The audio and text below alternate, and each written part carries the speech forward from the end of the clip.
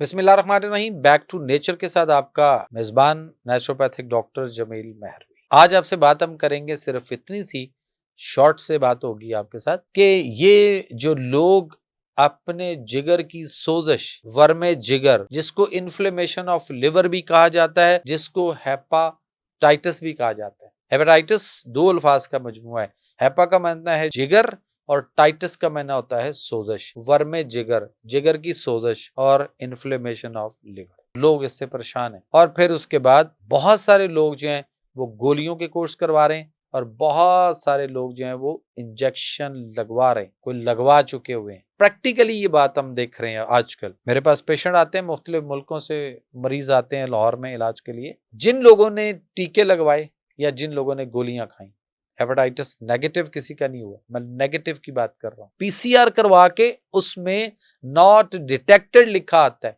Detect नहीं हुआ, नजर नहीं आया। उसका मायना किसी भी सूरत में ये नहीं है कि आप ठीक हो चुके हुए हैं, आपका क्लियर हो गया हुआ है या नेगेटिव हो गया हुआ है या वो डेड हो गया या वो सो गया हुआ है। कुछ भी नहीं ऐसा, वहां लिखा ही नहीं ऐसा। वहां लिखा है नॉट डिटेक्टेड, डिटेक्ट नहीं हुआ, नजर नहीं आया। तो जिस रिपोर्ट में नजर आता है ना, उसमें करवा लीजिए। और वो कौन सी है कि आप पीसीआर पे 10-15 हजार खर्च करने के बजाय अपना हेपेटाइटिस जो भी आपकी किस्म है, ए है, बी है, सी, डी, ई, एफ, कोई भी है, आप उसका अलाइजा मेथड करवाएं। मतलब अगर आपको हेपेटाइटिस सी है तो आप जाके लेबोरेटरी पे बोलें कि मेरा हेपेटाइटिस सी है और मेरा उसका अलाइजा मेथड कर दें। तो फिर देखिए वहां पे पॉजिटिव आ रहा है या नेगेटिव आ रहा है। वहां लफ्ज ही पॉजिटिव या नेगेटिव लिखा आएगा। डिटेक्टेड और नॉट डिटेक्टेड की गेम से बाहर निकलिए। ट्रक की बत्ती के पीछे लगा दिया आपको और आप नॉट डिटेक्टेड हर 4 महीने बाद, 6 महीने बाद, साल में 2-3 दफा आप पीसीआर करवाते हैं, पैसे भी जाया करते हैं और नॉट डिटेक्टेड पे आप मुत्तमिन बैठे हैं। कैसे? जैसे मुझे कोई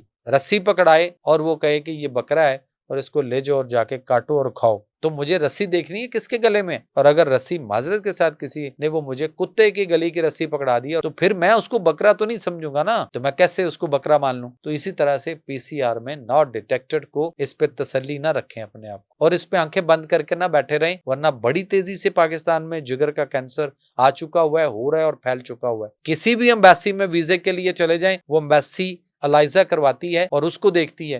वो पीसीआर की 10 रिपोर्टें उसके सामने रख दो तो एम्बेसिडर रिजेक्ट की मोहर लगाएगा, वीजा नहीं देगा। एम्बेसिडर डॉक्टर तो नहीं होता, लेकिन उसको पता है कि मैंने क्या देखना है, किस तरह से करना है। और यहाँ पे आपको किसी ने चक्कर दिया हुआ है कि नॉट डिटेक्टेड का मैंने डेड हो गया, क्लियर हो गया, नेगेटिव हो गया, अच्छा है, ठीक है, सब कुछ ठीक है, बस इस काम में।